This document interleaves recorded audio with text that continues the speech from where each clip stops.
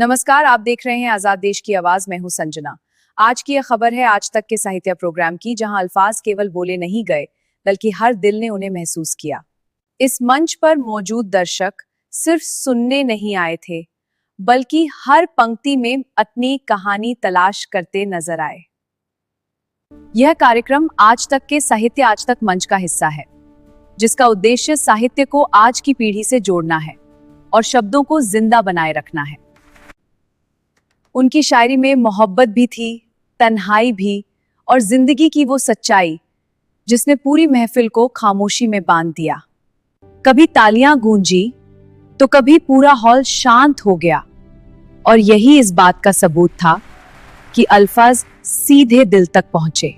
और अब आपको दिखाते हैं आज तक के सह प्रोग्राम की उस खास महफिल की झलक, जहां शब्दों ने एहसास का रूप लिया। आइए सुनते हैं जाकिर खान की शेर व शायरी।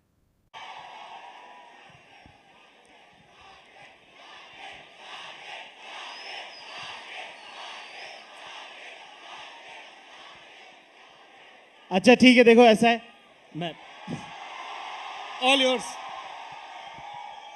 बड़े दिनों बाद दिल्ली आने का मौका लगा है, आप लोगों से बात करने का मौका मिला है। अगर तुम्हें ही बकैती करनी थी तो मैं आया क्यों? तो थोड़ी देर बात कर लेते हैं, फिर तो मैं तुम्हारे साथ ही हूं, ठीक है? पीछे तक से हुंकारी आनी चाहिए, ठीक है? Very good. जाकिर खान, साहित्य आज तक के मंच पर आपका बहुत बहुत स्वागत है। कार्यक्रम का नाम साहित्य आज तक है। बात साहित्य से शुरू करेंगे। कई लोगों को लगता है कि अरे साहब छोड़िए, सिलेबस की किताबें पढ़ लीजिए, 4 फॉर्मूले, 4 कॉम्पिटिटिव एग्जाम निकाल लीजिए, उसी में ज़िंदगी की गति है, मशहूरियत रील भर बराबर है। कितनी ही ज़रूरत है ज़बान को, साहित्य को बरतने की। अब तो सॉफ्टवेयर भी ऑटो करेक्ट वाले आ गए हैं, वर्ड भी सजेस्ट कर देते हैं। इन सब के बीच जाकिर खान इस शब्द को, इस दुनिया को कैसे देखते हैं?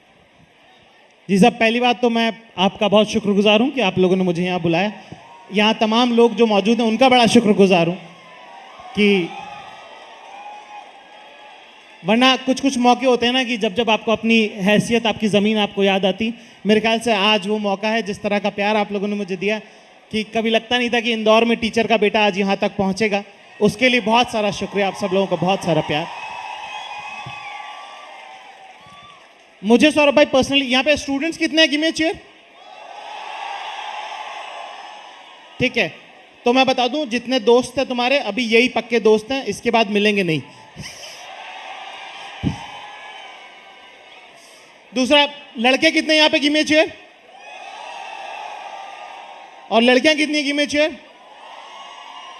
माशाल्लाह से कोमल है, कमजोर नहीं, शक्ति का नाम नारी है। तुम आपके सवाल का जो जवाब था, एक डेमोग्राफिक का थोड़ा सा अंदाजा हो जाए तो बेटर रहता है। तो मेरे कहने का मतलब ये था कि भाई अब ना एजुकेशन का कोई मतलब उतना रहा नहीं, नॉलेज का मतलब उतना रहा नहीं है कि जैसे उतने मैथ की रिक्वायरमेंट नहीं है। बेसिक सबको मोबाइल पे, कैलकुलेटर पे, आपको जगह याद करने की ज़रूरत नहीं, आपको सब कुछ एक्सेसिबल है। अब जो एजुकेशन आगे होनी चाहिए वो बेहतर इंसान बनने की होनी चाहिए। आवाज़ नहीं आ रही ना? हमको पता है।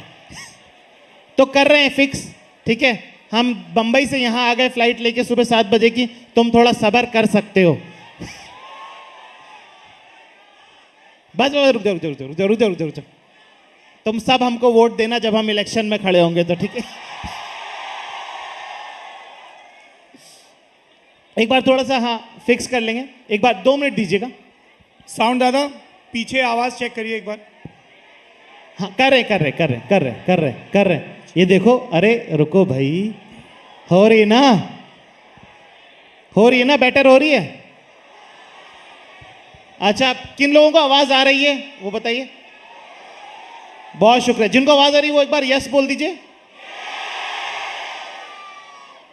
ठीक है, मेरे ख्याल से डेमोक्रेसी में यही जीत होती है। जी साहब, तो मुझे ऐसा लगता है कि बेहतर इंसान बनने के लिए पढ़ा लिखा होना, दुनिया में एक बहुत खराब बात चली हुई कि पढ़ा लिखा और समझदार एक ही होता है, जबकि ये दोनों अलग अलग लोग हैं।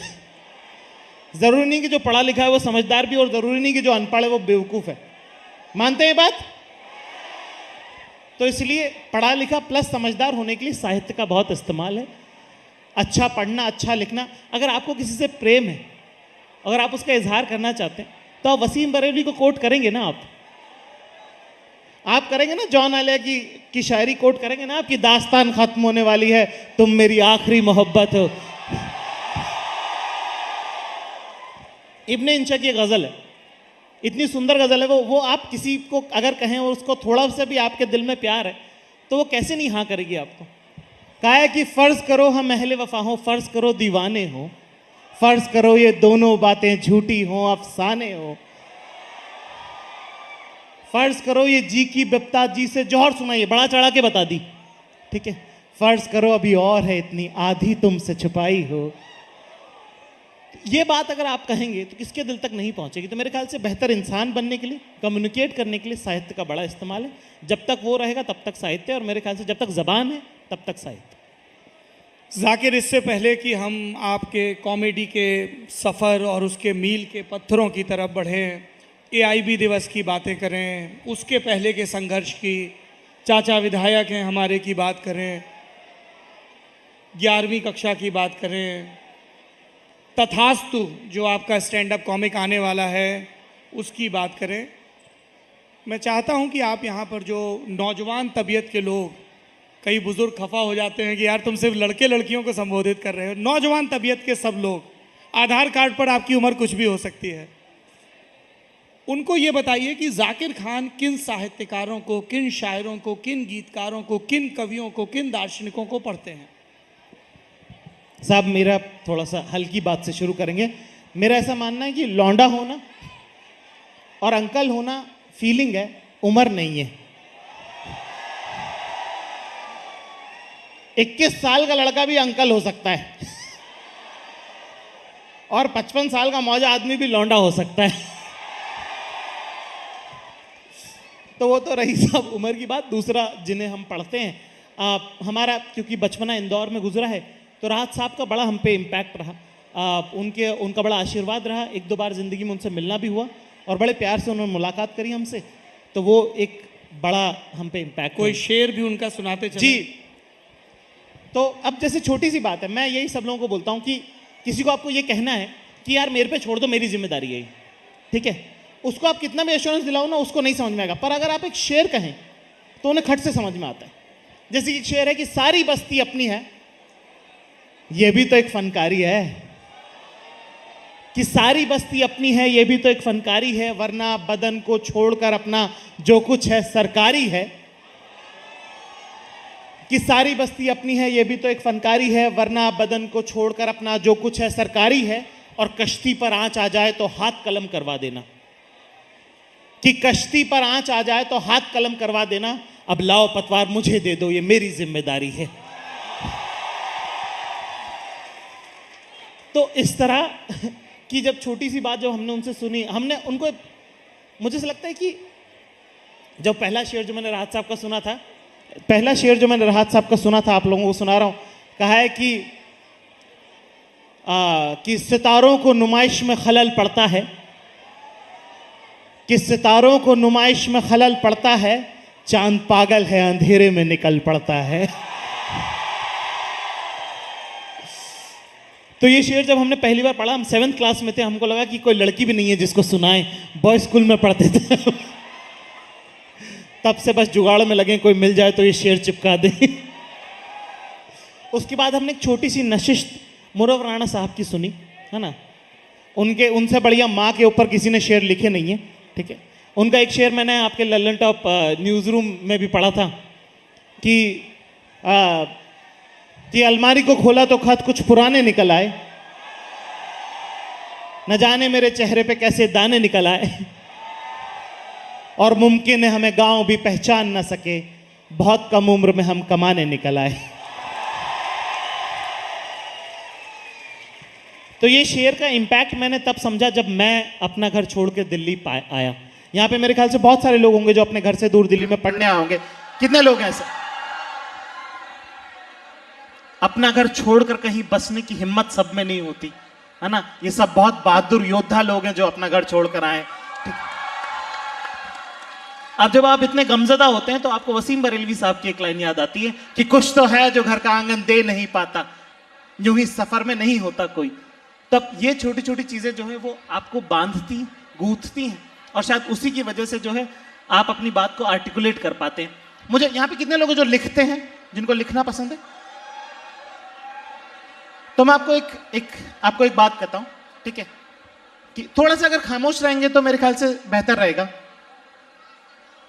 आपके सबके काम की बात है ये, कि लिखने से ना, जैसे कि मुझे नहीं लगता कि शेरो शायरी मिर्जा गालिब और दाग दहलवी से बेहतर हम कर सकते हैं कभी भी, ठीक है। प्रेमचंद से बढ़िया कहानी नहीं लिखी जा सकती। इस तरह से गाने पहले लोग गा चुके हैं, लता मंगेशकर गा चुकी हैं, ठीक है। अगर अंग्रेजी में बात करें तो एलेनिस मॉरिसेट के गाने आ चुके हैं हार्ट ब्रेक के, लेकिन सबको अपने दौर की, वो क्या नाम है वो जिनका एल्बम है 21 और 25 और 19, क्या नाम है उनका? अरे अंग्रेजी की गायिका है, बहुत अच्छी, बहुत मशहूर। आपसे क्यों पूछ रहा हूं मैं? हमने अंग्रेजी सिलेबस में नहीं पढ़ी, तुम हमसे मंच पे पूछ रहे हो। अरे उनका बड़ा, हाँ, तो क्या अपने दौर के लोगों को लोग सुनना चाहते हैं, ठीक है। तो जैसे जब कोई आप शेर लिखते हैं ना, जब आप कोई कविता लिखते हैं, कोई गजल लिखते हैं, जरूरी नहीं कि वो सिर्फ आप अपने भावना के लिए लिखते हैं। जैसे कि कपड़े ना दुनिया में सब लोग पहनते हैं, पर बनाता कोई कोई है। जैसे जूते दुनिया में हर इंसान पहनता है लेकिन कोई बनाता है, वैसे ही एक जन साधारण के मन का भाव लिखने की जिम्मेदारी ना जो लोग लिख पाते ना, अल्लाह ने उनको दी है, ठीक है।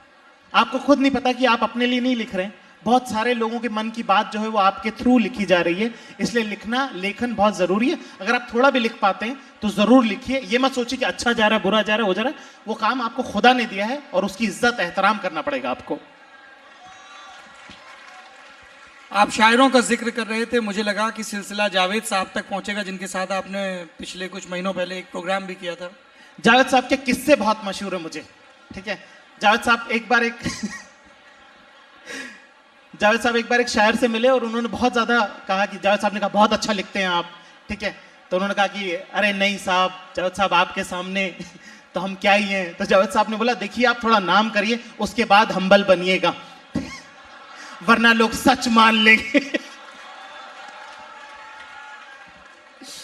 तो उनका एक शेर है जो हमको बहुत पसंद है, एक उनकी गजल है जो नुसरत फतेह अली खान साहब ने गाई है, जिसका नाम है शहर के दुकानदारों। सुनिए आप लोगों ने तो जी, कि शहर के दुकानदारों कारोबार उल्फत में सूद क्या जिया क्या है तुम न जान पाओगे, ठीक। ये उसका मतलब, उसका शेर जो मुझे सबसे ज्यादा पसंद है वो मैं पढ़ता हूं कि जानता हूं मैं तुमको शौक शायरी भी है, शख्सियत सजाने की एक ये माहिरी भी है, फिर भी हर्फ सुनते हो सिर्फ लफ्ज चुनते हो, इनके दरमिया क्या है तुम न जान पाओगे, शहर के दुकानदारों। जाकिर, शायरी की बात खूब हो गई, पर सबसे ज्यादा जनता जो यहां पर आई है वो अपने हिस्से का सख्त लौंडा देखने आई है। इस सिलसिले की शुरुआत कैसे हुई? हम सब ने वो वीडियो देखा है, बार बार लगातार देखा है, पर उस वीडियो से पहले की दुनिया, उसको लिखने की दुनिया, और लिखने से भी पहले उसको महसूसने की, उससे गुजरने की दुनिया। मेरे ख्याल से जावेद साहब का शेर है वो सही इसको बयां करेगा। देखो सख्त लौंडा कोई बनता नहीं है, बहुत पिघले हैं तब जाके सख्त हुए हैं, ठीक है। उन्हीं का एक शेर है कि बहुत नाकामियों पर आप अपनी नाज करते हैं, अभी देखी कहां है आपने नाकामियां मेरी। तो इतनी बार कटाया है ना भाई साहब, तब जाके सख्त लौंडे बने हैं, है ना। बहुत बार दिल टूटा है, बहुत बार बेइज्जती हुई है, तब जाके समझ में आया कि भाई हाँ, अपन रहते हैं सख्ती से, अपन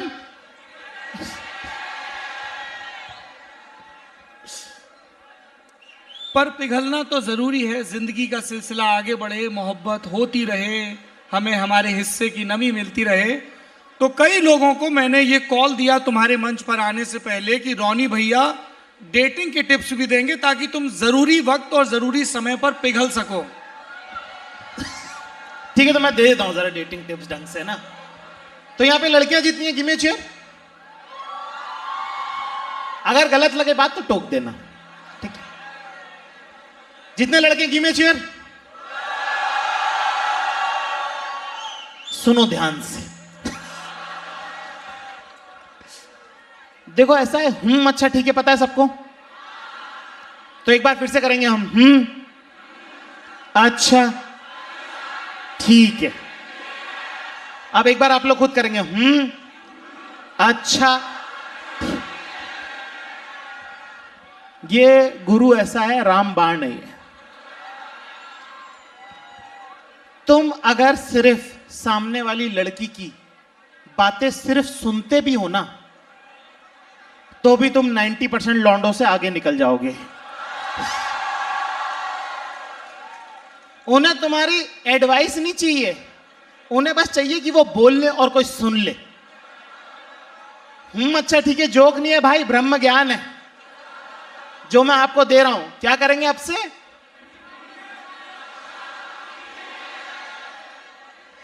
ये आपने जीवन में धार लिया भाई साहब, आप सफल हैं, आपकी शादी सफल है। कितने लोग हैं जिनकी शादी हो चुकी है? कितने लोग हैं जिनकी शादी नहीं हुई है? देखिए, खुशी का पैमाना इसी बात से तय हो रहा है। तो जैसे जो शादीशुदा लोग हैं वो मेरे ख्याल से इस बात से एग्री करेंगे, ठीक है, कि आपको क्या चाहिए? सुनने वाला आदमी चाहिए, है ना? टाइम नहीं होगा, पैसा नहीं होगा, चलेगा दोस्त, कान चाहिए उसको, ठीक है। दूसरी एक बात जी, आप कुछ apart from being a good listener, what else? मेरे ख्याल से देखो, वो तो सबको पता है कि बट अच्छा इंसान होना चाहिए, बहुत मेहनत करनी पड़ेगी। आईएएस का एग्जाम भी निकाल सकते हो by the way. UPSC crack होने से भी बहुत कुछ हो जाता है। रीलें बनाने लगते हैं लोग। दूसरा, आप ये भी बता सकते हो कि इसको आपके क्षेत्र में क्या कहते हैं। हाँ। उसके अलावा मेरा एक छोटा सा टिप था, जितने जवान लड़के जो कभी डेट पे नहीं गए, सिंगल है, गिव मी अ चेयर। बिल्कुल नीरे कड़क कड़क सख्त लौंडों की आवाज आनी चाहिए जोर से। तो मेरा ऐसा कहना है दोस्तों कि सख्त लौंडा वो नहीं होता जो कभी ना पिघले, सख्त लौंडा वो होता है जो सही जगह पिघले। तो अगर जिंदगी में ऐसा मौका आ जाए कि कोई पसंद हो, किसी को अप्रोच करना, तो उसके 4 स्टेप्स मैं आपको बता रहा हूं। उसके बाद जिंदगी भर दुआ दोगे कि भाई आया था। तो सबसे पहली चीज, जिस लड़की से भी आप अप्रोच कर रहे हैं उससे 3 ऑप्शन दें उसको मिलने के। पहला, कॉफी के लिए पूछें। दूसरा, समोसे कचौरी नाश्ते टाइप की जगह। और तीसरा, खाने की जगह। इससे अगली का इंटरेस्ट पता चलता है कि वो सिर्फ कॉफी पे मिलके चला देना चाहती है या उसको थोड़ा इंटरेस्ट है तुमसे कि यार इसके साथ समोसा खा के देखा जा सकता है, या तुम्हें पता नहीं है पर वो तुम्हारे नाम का सिंदूर लगा चुकी है और वो सीधे खाने पे मिलना चाह रही है। तो इस सवाल से ये चीज क्लियर होती है दोस्त, ठीक है। फिर उसके बाद अगर मान लो कि वो भी आपसे उतना ही प्रेम करती हैं जितना आप उनसे करना चाह रहे हैं, ठीक है, तो आराम से तो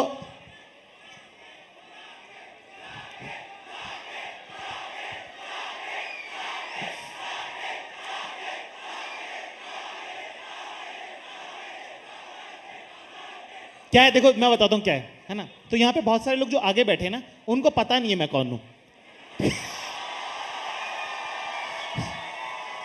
तो उनका ना वो वाला हो रहा है कि इतना भी क्या खास है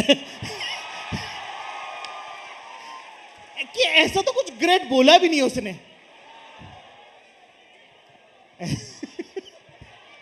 खैर। अच्छा, वो कुछ बताने आ रही क्या?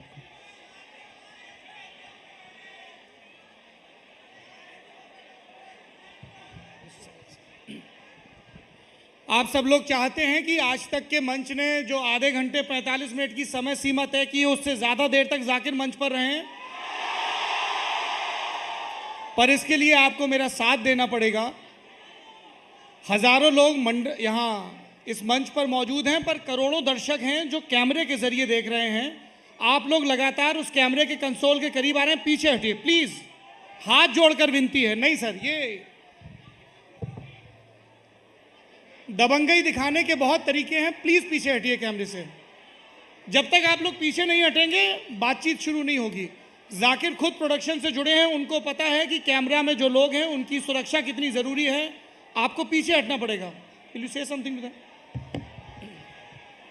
भाई थोड़ा सा पीछे हो जाएं ताकि मतलब अच्छे से हो पाए सब कुछ, है ना, वरना फिर उठ के जाना पड़ेगा। जिन लोग सुन पा रहे हैं वो भी नहीं सुन पाएंगे। आप जाकिर जाकिर चिल्लाइए, पीछे से भी आवाज आनी चाहिए, उस तरफ से, पर कैमरे से दूर रह के। मतलब ये ऐसा छोटा भाई समझे छोटा भाई, बड़ा भाई समझे बड़ा भाई, समझ के थोड़ी सी दरख्वास्त आपसे, थोड़ा थोड़ा सा पीछे हो जाए सब लोग, ठीक है? मेरे ख्याल से कर लेंगे अब वो। हाँ, स्टेप नंबर 2। हाँ तो भाई किस किस को डेटिंग की स्टेप नंबर 2 जाननी है, एक बार यस बोलिए। दूसरा ऐसा है, देखो ये अमीरों के चोचले वाली बातें तो मैं करूंगा नहीं, ठीक है ना। घर वाले पैसे भेजते हैं लिमिटेड, उसके अंदर अय्याशी भी करनी है, दोस्तों को पार्टी भी करनी है, मोहब्बत भी करनी है, पढ़ाई की किताबें भी करनी है, ठीक है। खून जला जला के 3 दिन आखिरी के भूखे रहने की जरूरत नहीं है। मैं अभी से बता रहा हूं तुमको कैसे डेट करना है, ठीक है। तो जिस भी फिर उसके बाद जब वो खाने के लिए हाँ करे तो रेस्टोरेंट की चॉइस दे उसको, दो कि तुम इंडियन खाओगी या कुछ और खाओगी।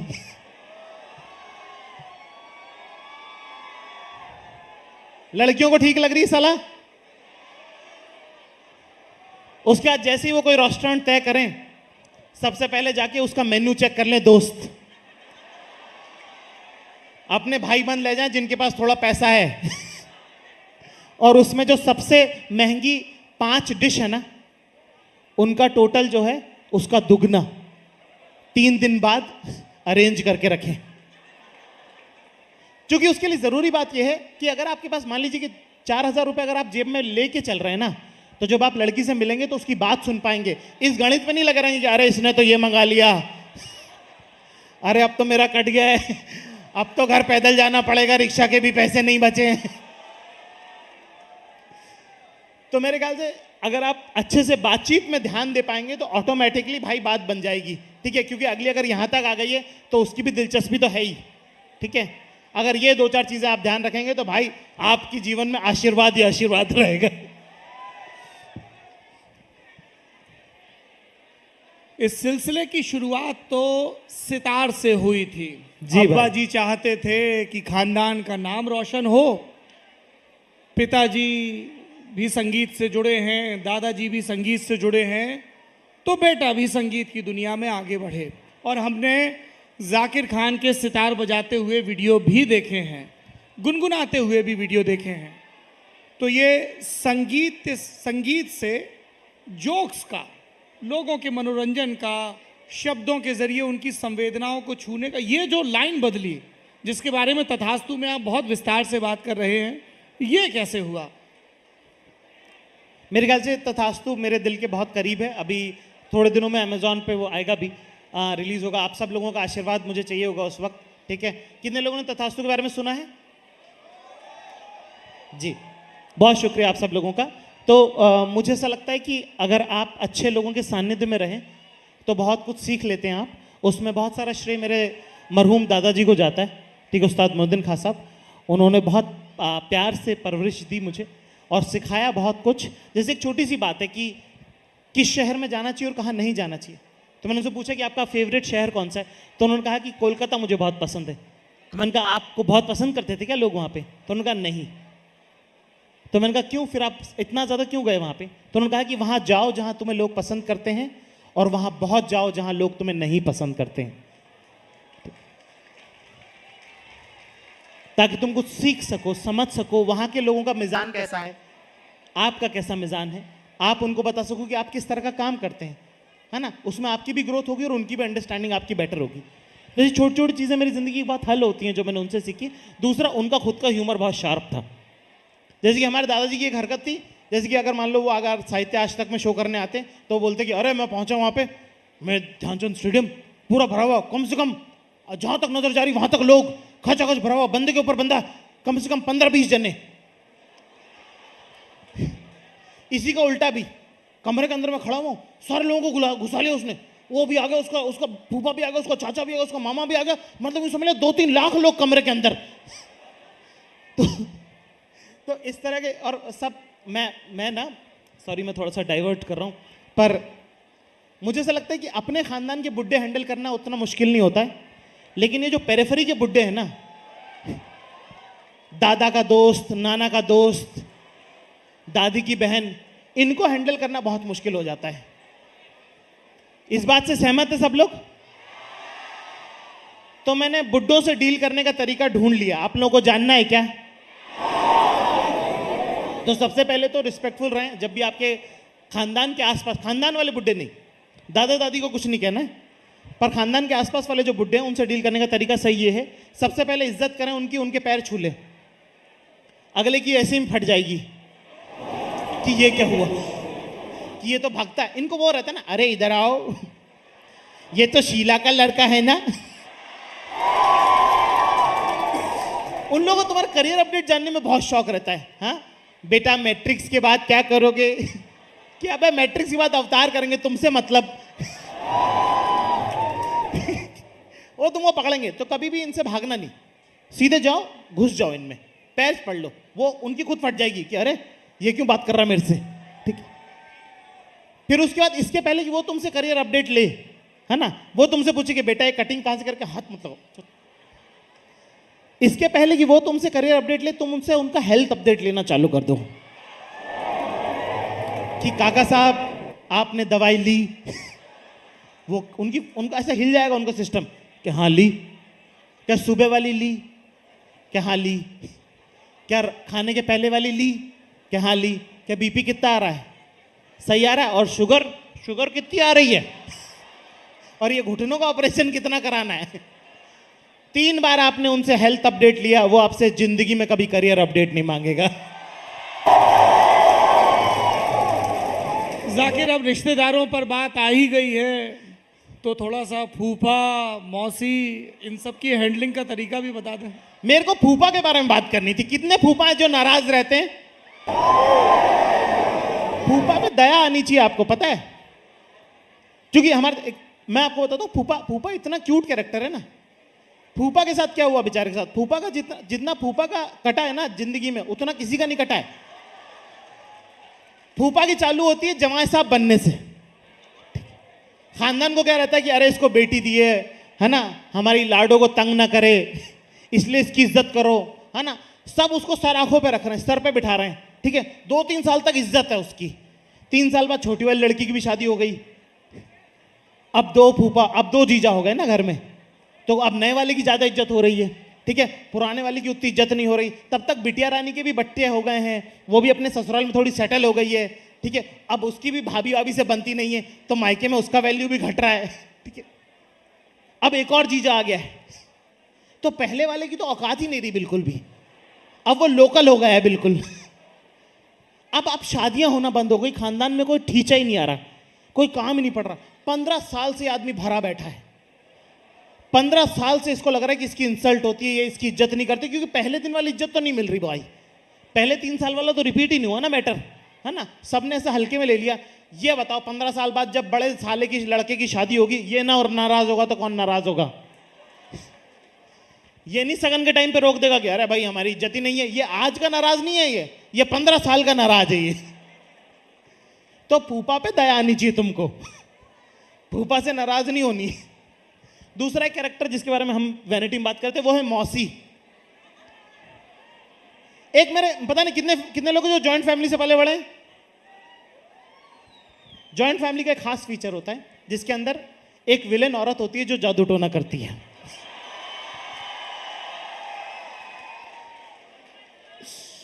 और ये सब खानदान में होता है, मतलब ज्यादातर में होता है। अगर आपको लगता है आपके खानदान में नहीं, तो आप अपनी मम्मी को फोन करो। इसकी बेचारी की चाहे असली में ना करती हो कुछ भी, पर खानदान का ये मानना है कि जादू टोना करती है। और ना ये बाबा लोग ना, ये मम्मी लोगों को बहुत बेवकूफ बनाते हैं। ये ऐसे ना जेनरिक औरत की डिजाइन बनाएंगे और बोलेंगे आप ही के परिवार में कोई है जो आपका भला नहीं चाहता, आपके आसपास ही रहता है वो, कोई महिला है। मम्मी पागल कि हाँ मैं जानती हूं। मैं आपको अभी बता दूंगा आपके परिवार में वो औरत कौन निकल सकती है। ज्यादातर केसेस में वो हो सकती है आपकी चाची, ताई, बुआ, दादी। पर आप लोगों ने एक बात नोटिस कर, मामी लोगों ने एक बात नोटिस करा कि बहुत कम केसेस में ऐसा होता है कि ये औरत आपकी मौसी या आपकी नानी निकले, क्योंकि ज्यादातर बार ये मम्मी लोगों का फैलाया हुआ नैरेटिव है जिसके अंदर एक बस मम्मी की सगी बहन और सगी माँ के अलावा कोई भला नहीं चाह रहा बेटा अपना, कोई भला नहीं चाह रहा।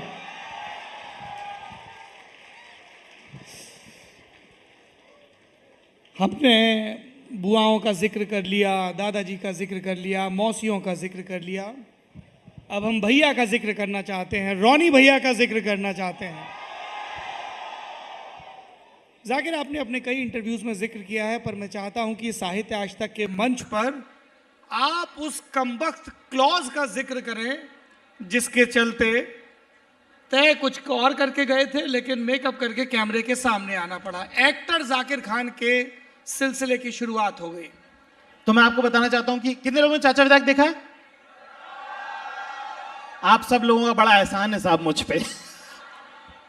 तो मुझे ना एक्टिंग का बिल्कुल शौक नहीं है और अपने से होती भी नहीं है। एक ना हल्का सा एक मैं कह रहा हूं बेशर्मी नहीं है, वो सही अल्फाज नहीं, एक ओडेसिटी लगती है उसमें करने में ना, कि एक थोड़ा एक लचक लगती है उसमें, है ना, जो टिकटॉक में जो लोग टिकटॉक बनाते हैं उनमें है। अपन थोड़े शर्मिंदा किस्म के आदमी, अपने बस का नहीं है एक्टिंग, ठीक है। पर क्या वो अपना कॉन्ट्रैक्ट था एक, जिसके अंदर उन्होंने बोला था कि तुमको एक्टिंग करनी ही पड़ेगी। तो हमने बहुत फाइट किया उसको कि नहीं हम नहीं करना चाहते, कुछ और चेंज कर दो, फलाना ढिमका, ये सब हमने बहुत किया। तो हमारी एक दोस्त होती थी, उन्होंने हमको एक बात कही जो मैं आज आप लोगों के सामने बोलने की, बोले तुम क्यों नहीं कर सकते बाय द वे।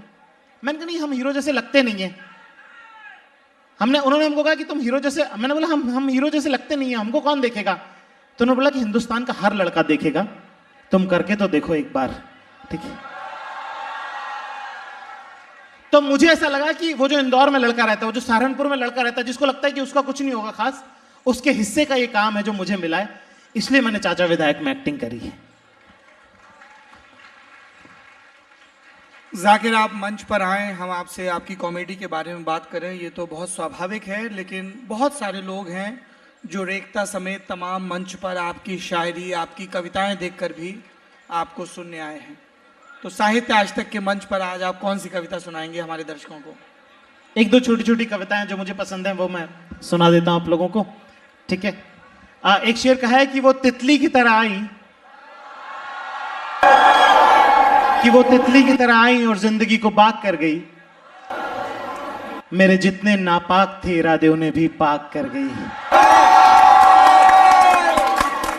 एक शेर कहा है कि बहुत मासूम लड़की है, कितनी मासूम लड़की, कि बहुत मासूम लड़की है, इश्क की बात नहीं समझती,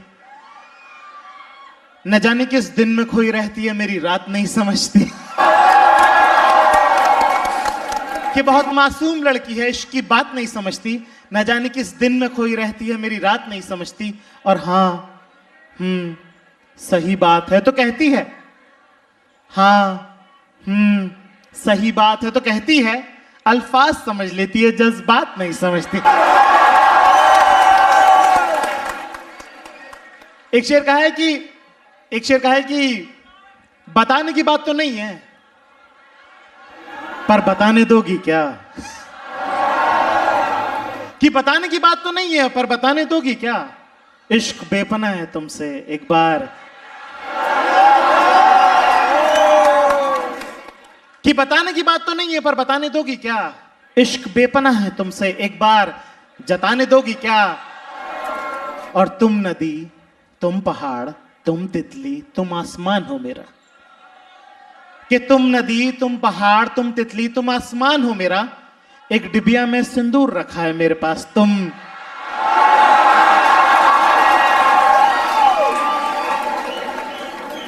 एक शेर का है कि वो रिश्ता मेरे लिए 2 का पहाड़, ये सुना आप लोग? कि वो रिश्ता मेरे लिए 2 का पहाड़ा, उसके लिए 17 का टेबल हो गया है। मुझसे भुलाए नहीं जाता, उसे याद दिलाना पड़ता है। एक शेर का है कि बहुत महंगे थे, कि बहुत महंगे थे, पर अब सस्ते में नहीं आएंगे। कि बहुत महंगे थे, पर अब सस्ते में नहीं आएंगे, जा आज के बाद तेरे रास्ते में नहीं आएंगे। मेरी पहली कविता मैं आप लोगों की नजर कर रहा हूं, ठीक है। कहा है कि मैं शून्य पे सवार हूं, कि मैं शून्य पे सवार हूं, बेदब सा मैं खुमार हूं, अब मुश्किलों से क्या डरूं, मैं खुद कहर हजार हूं, मैं शून्य पे सवार हूं। कि ऊंच नीच से परे मजाल आंख में भरे मैं लड़ पड़ा हूं रात से, मशाल हाथ में लिए न सूर्य मेरे साथ है तो क्या। आज तक का साहित्य प्रोग्राम आज भी ये साबित करता है कि साहित्य की ताकत कभी कम नहीं होती। आजाद देश की आवाज के लिए मैं हूं संजना। नमस्कार।